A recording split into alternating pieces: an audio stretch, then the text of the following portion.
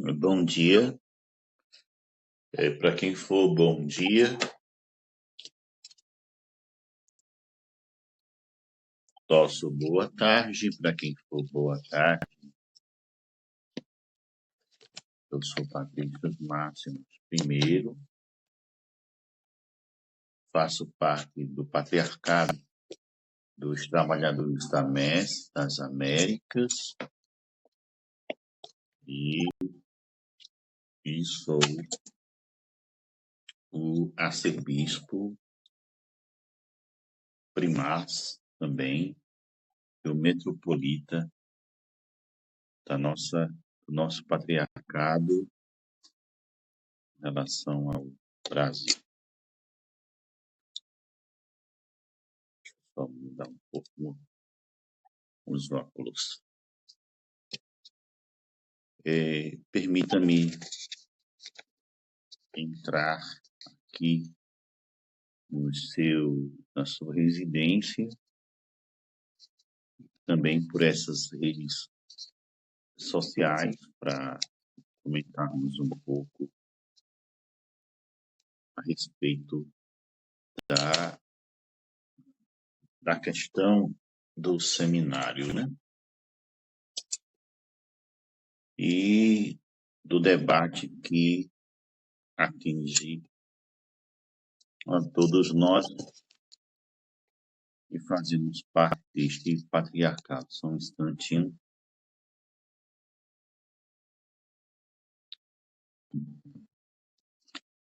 Hoje eu quero tratar de um assunto que, para mim, ele é muito importante. Dos mais importantes temas da atualidade religiosa. Ele não deixa de ser um assunto polêmico. Entretanto, vou colocar aqui alguns daquilo que já foi dito em alguns episódios do nosso podcast, né? E que, neste instante, necessitam de uma reflexão maior, significativa, dentro do cenário, não só das discussões que se aplicam mais à igreja em que faço parte, que é uma igreja ortodoxa, e também das questões que colocam a respeito do que seja sacerdócio, do significado do celibato e da castidade, desta obrigatoriedade que até nos espanta, e uma reflexão justa do tema.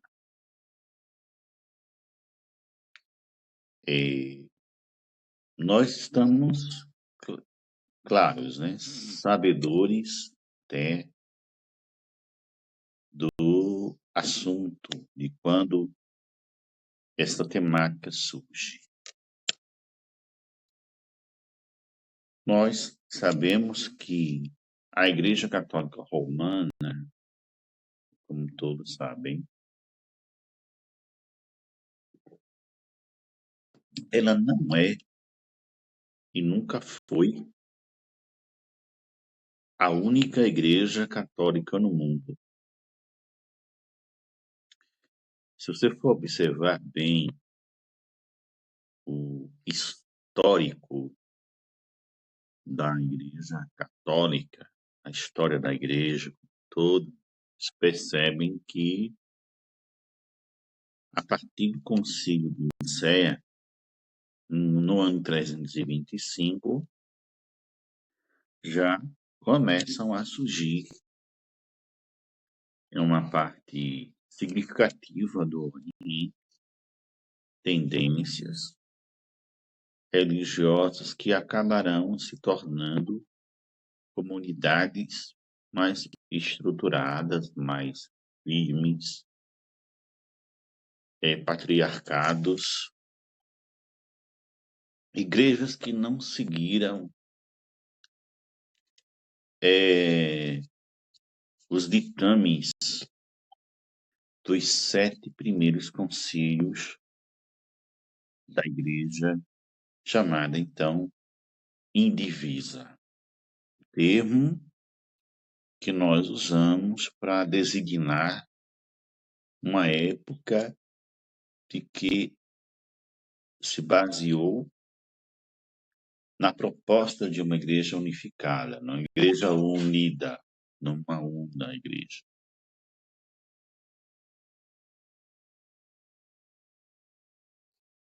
Esta unidade, ela nunca foi completa. Isso dependia muito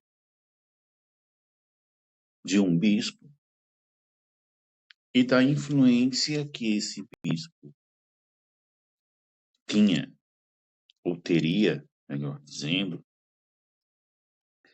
em uma determinada localidade, em uma determinada reflexão ou um determinado posicionamento teológico ou doutrinário. E nós conhecemos as chamadas igrejas, que elas não se mantiveram unidas, inclusive com a proposta de uma centralidade, como, por exemplo, o que chamamos de tradição bizantina. E fez surgir as chamadas igrejas orientais, ou ortodoxas orientais. Entre elas, algumas delas só admitem até o segundo concílio, em grande parte até o terceiro concílio, considerados ecumênicos, em que os demais, assim, não foram. E nesse contexto, nós observamos que o modelo mais desenvolvido na igreja, mais investido na igreja,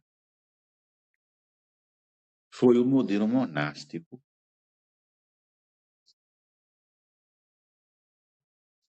É um termo que primeiro surge por uma experiência de vida eremítica. Os eremitas, né, que surgem em primeiro modelo de vida monástica, os monges eremitas, são aqueles que vivenciam uma espiritualidade isolada dos demais, uma espiritualidade solitária, totalmente solitária e isolada do mundo. E temos a experiência cenobítica, ou do cenóbio, que são mais os monges de comunidades, são mosteiros constituídos, criados para a vivência em comum. São 2 modelos, certo, de vida monástica, e que essa segunda forma, cenobística, o cenóbio, passou a ser predominante em boa parte dessa experiência monástica, dessa experiência ascética. Daí vem a questão da castidade.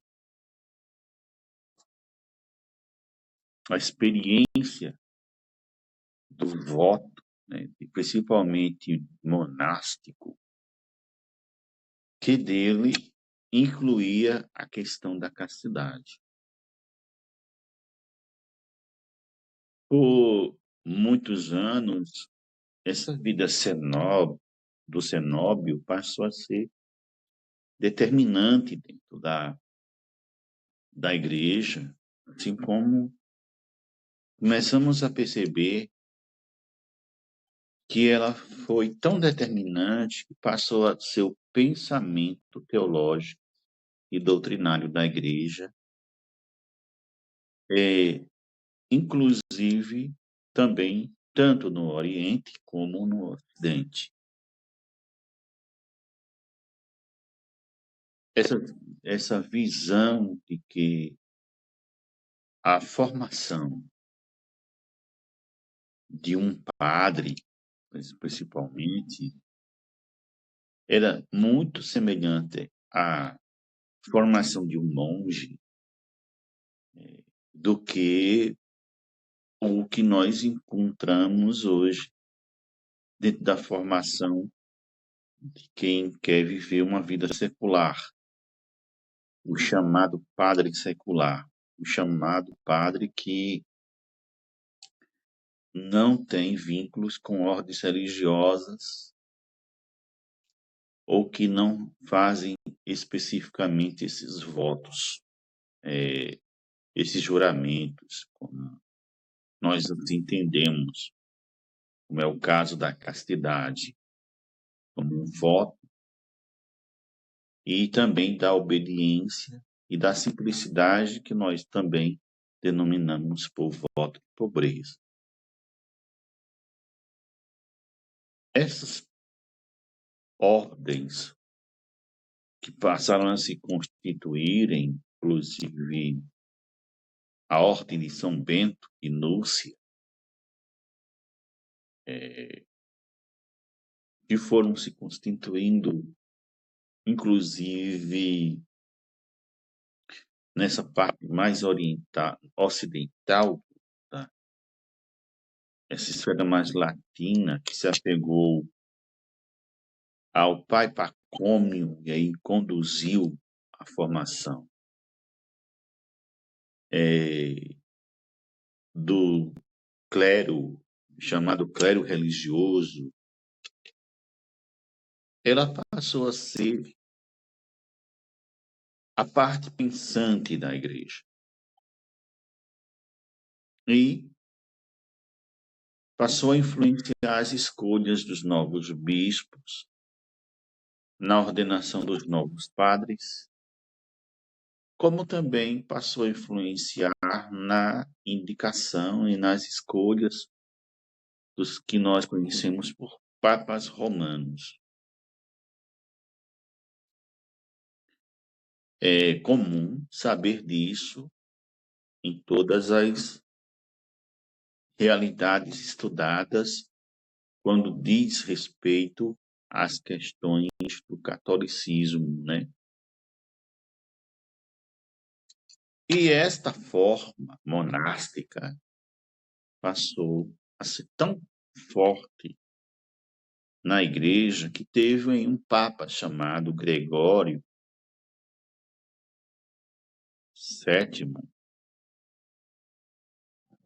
Nós conhecemos por reforma gregoriana, e através deste papa, por decreto, também definiu por definitivo a questão do celibato obrigatório.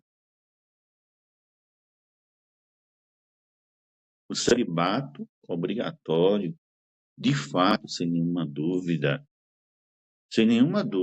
histórica,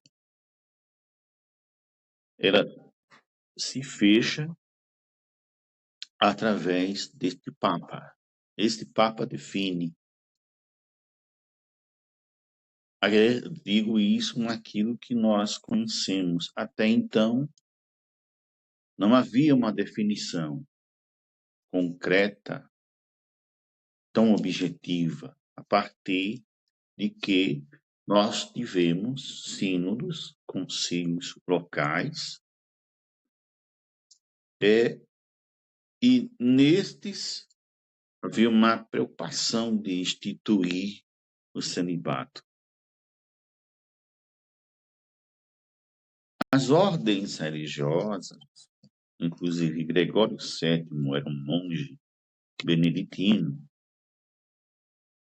foram se tornando determinantes na igreja e influenciando na parte bem ocidental, diferentemente da parte oriental, que eu quero aqui mencionar, mas não tão diferente assim, não tão diferente, porque na parte oriental nós vamos ter essa influência da castidade monástica na vida dos bispos, na vida do episcopado, que não será tão determinante para o presbiterado, nem tampouco para o diaconato. Mas esse modelo de vida monástico passou a ser referência tanto para a Igreja Ortodoxa, como também para a Igreja Católica Apostólica Romana. Só que o celibato obrigatório, no caso da Igreja Católica Romana, passou a ser instituído para todo sacerdócio, com exceção agora no que nós denominamos ou chamamos por diaconato permanente, que pode ser uma pessoa casada, possuidora de família, ter filhos e ser diácono. Na Igreja Ortodoxa, nesse ponto, não havia essa obrigatoriedade do celibato, ou nunca houve, com relação à questão do presbiterado e da questão do diaconato. A não ser que entre estes dois graus do sacerdócio, eles fossem, então, monges. Tivesse alguma relação com a vida monástica.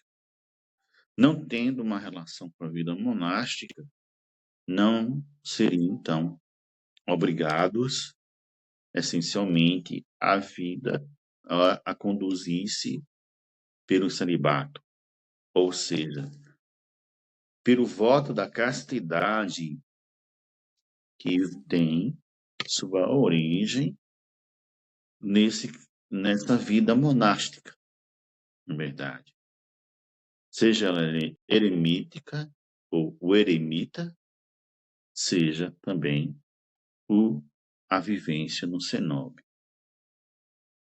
Só que passados muitos anos, tanto pela parte do Oriente, que não mencionamos mais a Igreja Ortodoxa como uma Igreja Oriental, que aí irá confundir com as tendências ou as igrejas surgidas orientais, as igrejas chamadas orientais, com a Igreja Bizantina, por exemplo. Porque, de fato, a Igreja Ortodoxa não se torna mais, não podemos considerar mais a Igreja Ortodoxa como uma Igreja Oriental. Por quê? Porque, segundo alguns historiadores, inclusive até teólogos, ela conseguiu sair do Oriente e não ficou apenas no Oriente, e seguiu para a sua formação no Ocidente. Haja vista que nós temos diversos patriarcados ocidentais, vicariatos, arquieparquias, que é arquidioceses, em outra linguagem mais ocidentais, paróquias, episcopados, onde percebe-se claramente uma tendência à latinização da ortodoxia, em alguns critérios da ortodoxia. E essa questão do celibato obrigatório e essa questão da castidade episcopal baseada na vida monástica, até mesmo no Oriente, já se reconhece, já se observa, e é mais evidente no Ocidente do que no Oriente também, as posturas que flexibilizaram essa questão do episcopado casto. Já não se fala tanto no perfil do bispo celibatário, né? Do perfil do bispo monge, mas de algumas experiências que marcam a formação de um episcopado que se assemelha ao presbiterado, que se aproxima do presbiterado. Nesse ponto, a possibilidade de padres casados da Igreja Ortodoxa se tornarem bispos com consentimentos claros de suas metropolias locais e claramente com essas posições. Acontece que, pelo Ocidente ser muito influenciado pela Igreja Romana, acaba, então, compor-se a maioria católica no Ocidente, acaba influenciando ou, de uma certa forma, definindo o pensamento, a ação e as próprias lacunas deixadas pela Igreja Católica Romana, quando ela se refere ou se compara com as demais igrejas católicas, seja elas quais forem, sejam nacionais, sejam independentes, ou anglicanas, ou anglo-católicas, ou ortodoxas. Acabam, então, influenciando de alguma forma o papel da atividade eclesial dessas igrejas, que, em primeiro lugar, partiram pelo a rejeição do chamado celibato obrigatório. E agora, recentemente, verificamos que, além da rejeição, nós temos uma aversão à política do celibato obrigatório. Vou se colocar a postura do celibato obrigatório. Isso porque, na matéria da vivência, ou na matéria da eclesiologia, ou na eclésis, que menciona eclesia ocidental, percebe-se que algumas posturas que ocorrem no Oriente, ou que ocorreram no Oriente, ou as chamadas posturas eclesiais, antes da afirmação, principalmente da castidade episcopal ou do celibato obrigatório, essas temáticas elas não têm muita força, eu diria eclesial, quando se trata do Ocidente, quando o tema é o Ocidente. Porque quem mais trabalhou a questão do celibato obrigatório foi a Igreja Católica Romana. E a formação dessa vivência eclesiológica, de uma certa maneira, tem ou teve uma participação direta ou indireta da Igreja Católica Apostólica Romana dentro do cenário das igrejas que não são membros de Roma ou relacionadas a Roma, ou nesse aspecto independe do papado romano. A partir do mandato de João Paulo II, Papa, documentos do Vaticano, aprimorados e com um forte exercício de orientação, passaram a conduzir a formação dos seminários por todo o mundo católico romano. Nesse mundo católico romano, nós vimos a centralidade da questão mais tradicional, mas com uma certa inovação do posicionamento definido no pontificado, chamado pontificado, de João Paulo II, da permissão de jovens que são ou têm a tendência à homossexualidade. Eram convidados a vir para o seminário com a aceitação do celibato. E por que isso? Ao nosso entender, por que aconteceu isso? Por que se permitiu isso, já que antes era um tema bastante proibido dentro desta igreja, até mesmo pelo discurso.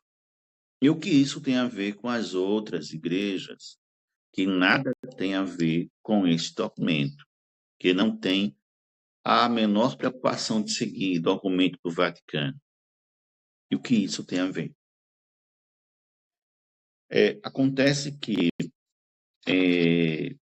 digamos que mais de 40% da formação sacerdotal ou vieram de um racha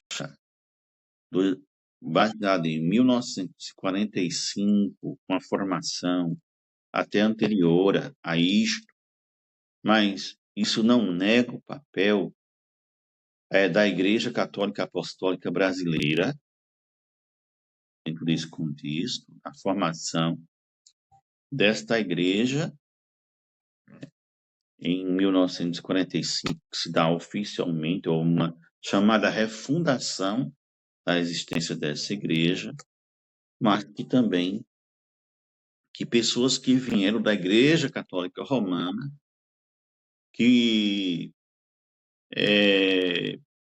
racharam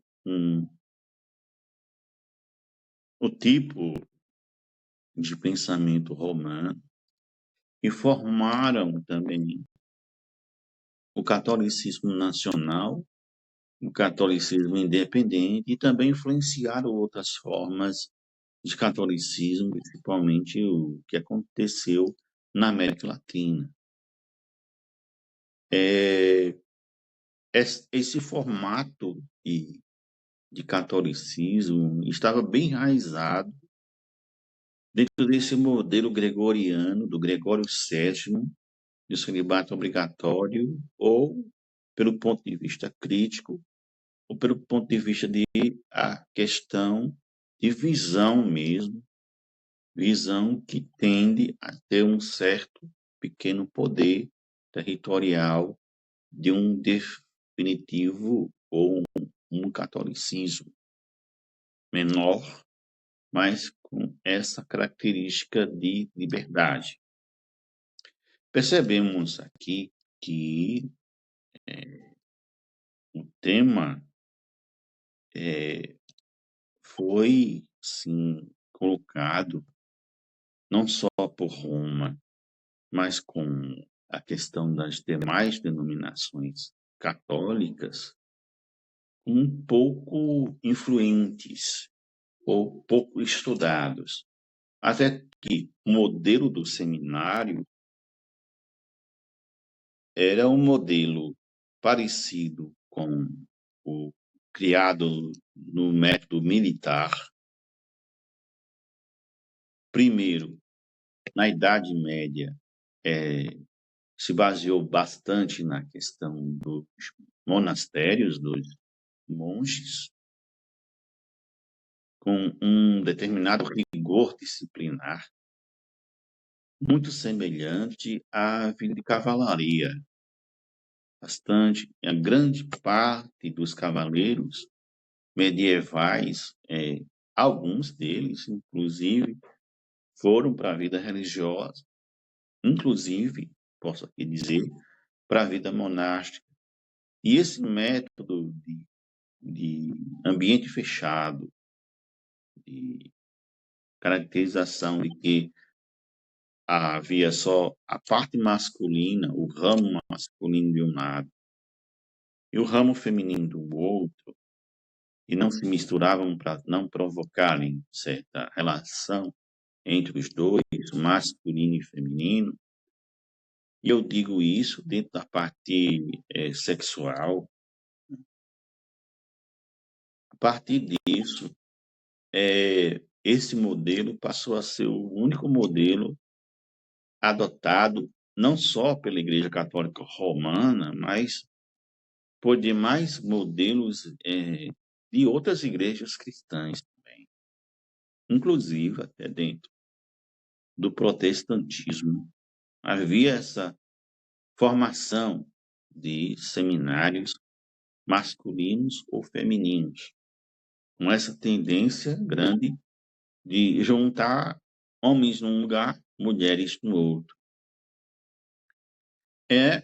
Desde o Santo Agostinho, e que ele, tanto filosoficamente como teologicamente, definiu um grande problema dentro dessa visão, e eu sempre defendi isso, foi colocar o papel da mulher como a mulher satânica, como o papel da Eva, como se todas as mulheres fossem as Evas no mundo, no mundo como um todo, e relacionado também ao pecado original.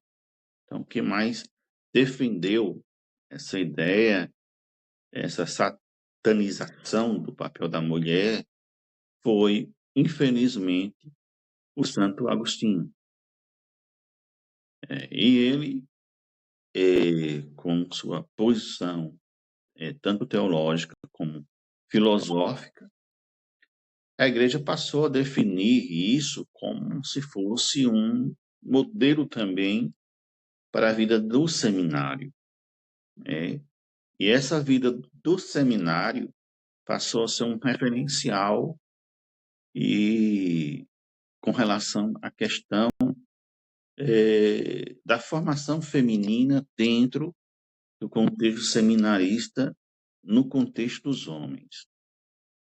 Então, o que nós vimos enquanto que antes, segundo determinados posicionamentos de teólogos brasileiros e não brasileiros, se trabalhava a sublimacia do sentimento, das emoções, das sensações, na vida seminarística, ela foi transferida para outro tipo de sentimento.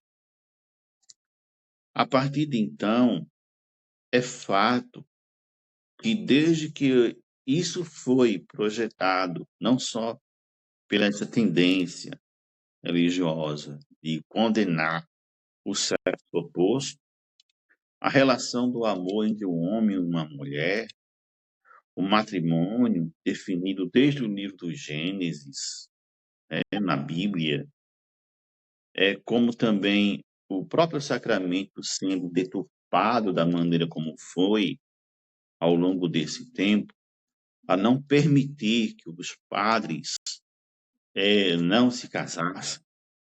Isso, de uma forma, projetou na mentalidade doente de alguns líderes religiosos, de alguns formadores, de algumas tendências dentro dos religiosos, a essa questão da tendência, eu vou assim colocar, de uma formação meio que odiosa dentro do contexto do sexo oposto.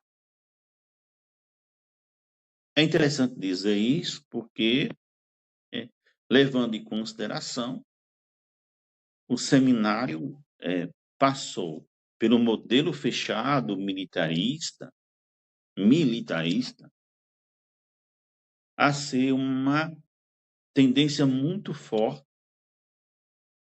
de distúrbios, não a questão somente da separação do mundo, não foi somente isso, mas de distúrbios emocionais muito característicos de pessoas que são e que foram ao longo do tempo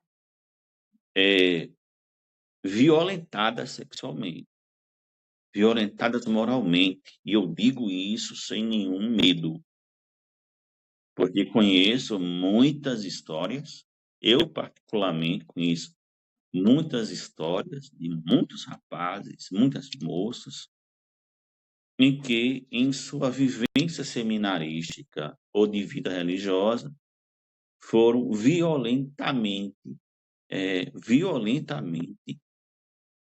sequestrados todos os seus sentimentos para focar na homoafetividade de forma forçada, de forma como se fosse aquele sistema religioso projetado para que a pessoa pudesse seguir uma espécie de castidade, entre aspas, para o sexo oposto e não para pessoas do mesmo sexo.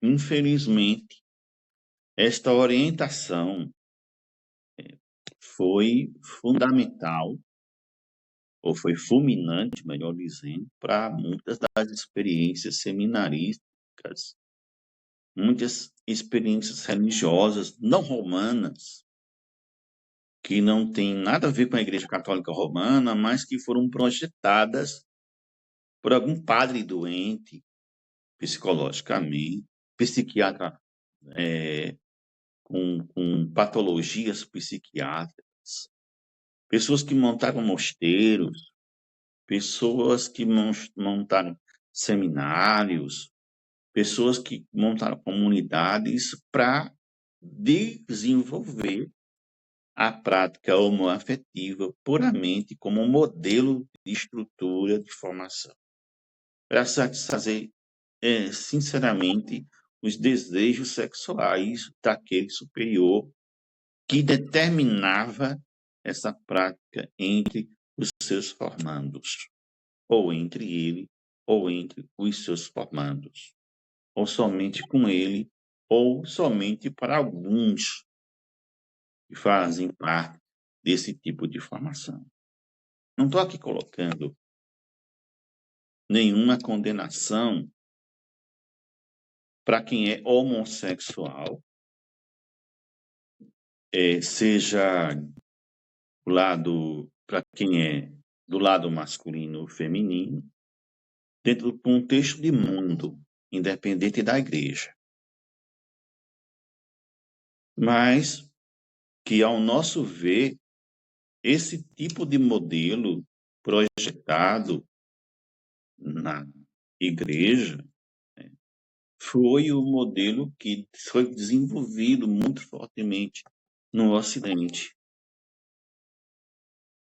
E o que todo mundo percebe, esse tipo de modelo, alguns fecham os olhos para não ver, ou por vergonha, ou por saber de fato que isso existe, e até o ponto de chegar a uma normalidade. A internet também está cheia de exemplos, de conteúdos que falam a respeito dessa questão, certo?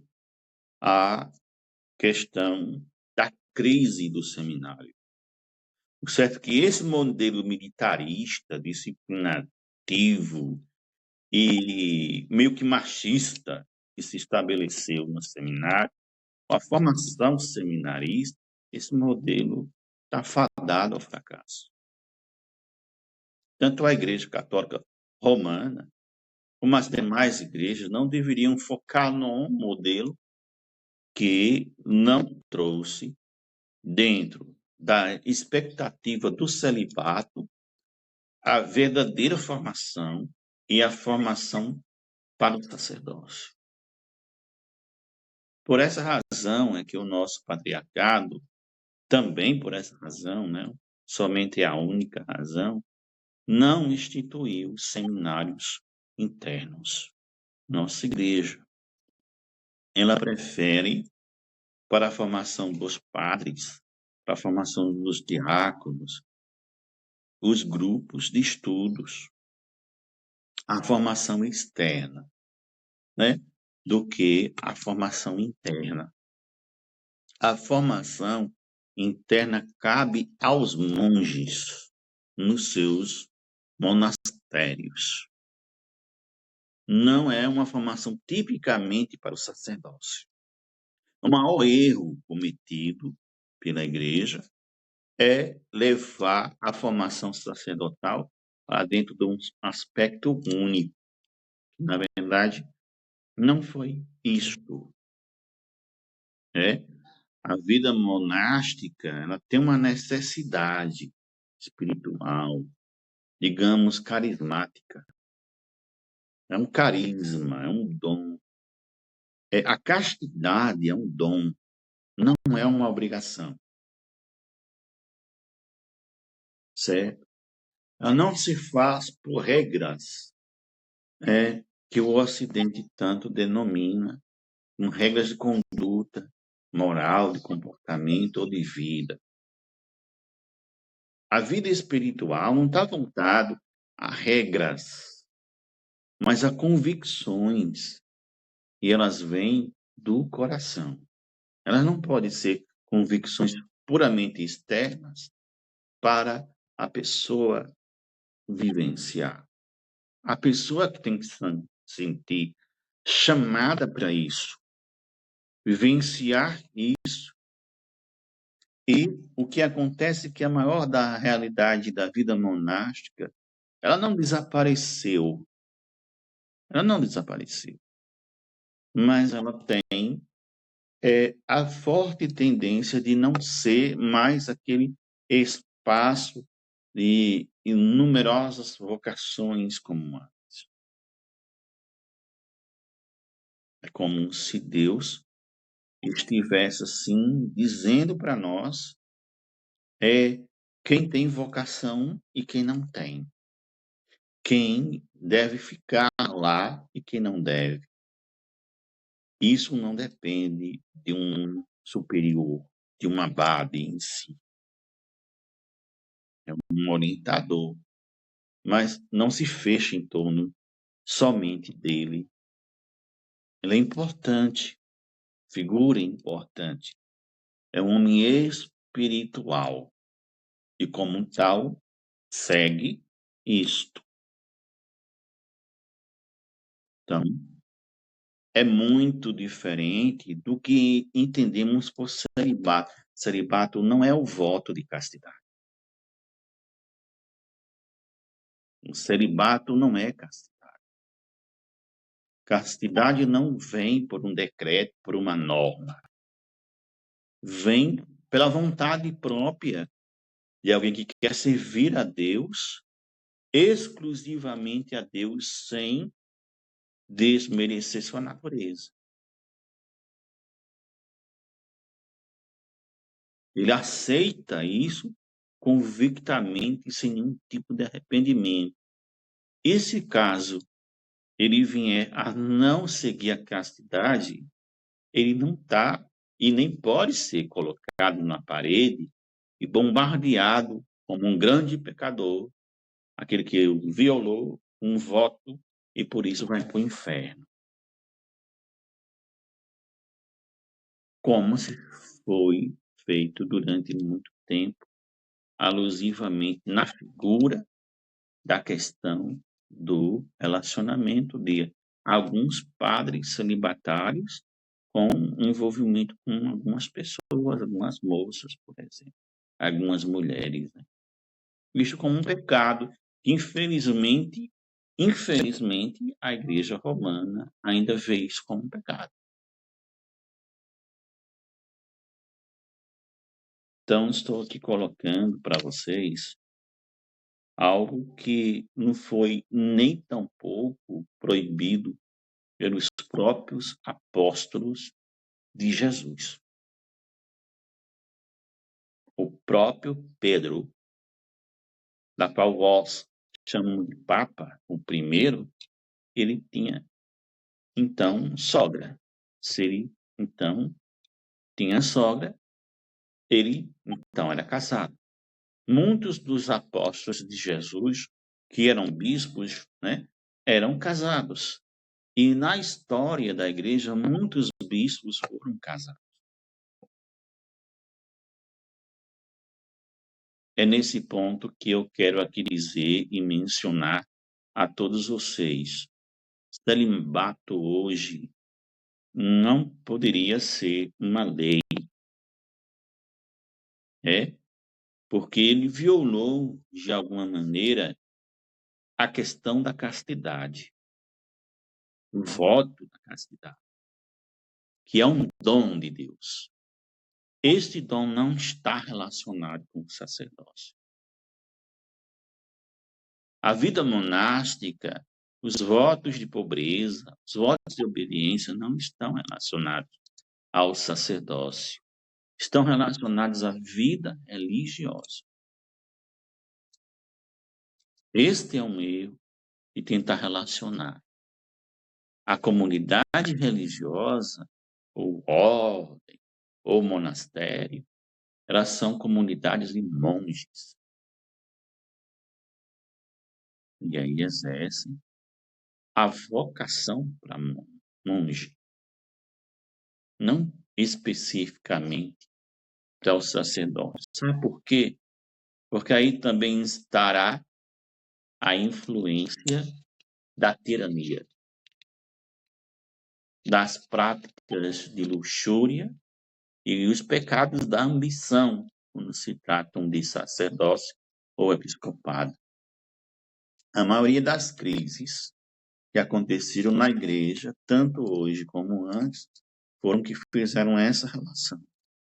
É tanto que na Grécia, né, em alguns locais também, não existe muito, até mosteiros, que tenham muitos padres. Existem poucos padres. Tem lá muitos monges. E eles exercem um papel de pai espiritual entre tantos que os procuram para alguns aconselhamentos. Fica aí a mensagem e que Deus os abençoe. Em nome do Pai, do Filho, do Espírito Santo. Amém.